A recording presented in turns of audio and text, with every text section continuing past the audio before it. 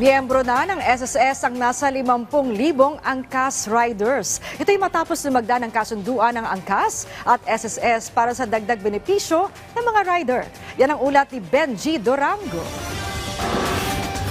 3 taon ng angkas rider ang single mom na si Bernadette.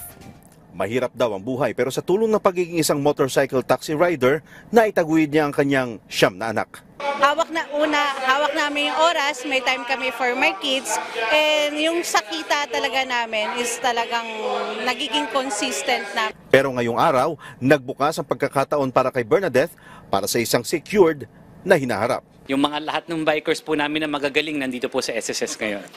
At kung nahirapan ka mag-book ng angkas kaninang umaga sa NCR, nandito kasi sa SSS head office sa Quezon City ang karamihan sa kanila.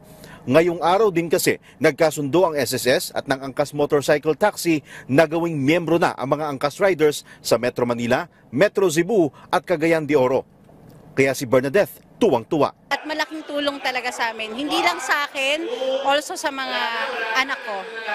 570 pesos ang pinakamababang hulog nila kada buwan. Tulad ng karaniwang miyembro, may naghihintay na sa kanilang benepisyo tulad ng maternity, disability, retirement, funeral at death benefits.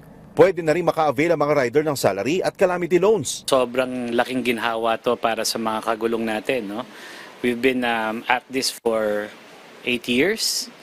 Talagang tuloy-tuloy lang pong advokasya natin na gawin silang formal na part ng ekonomiya.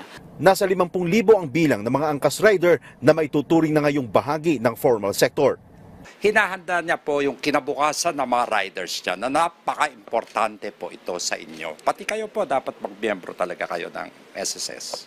Ambisyon ng SSS na makapag-miyembro ng 4 na milyong manggagawa ngayong taon at malaking tulong ang kasunduan na ito para makuha ng SSS ang kanilang target.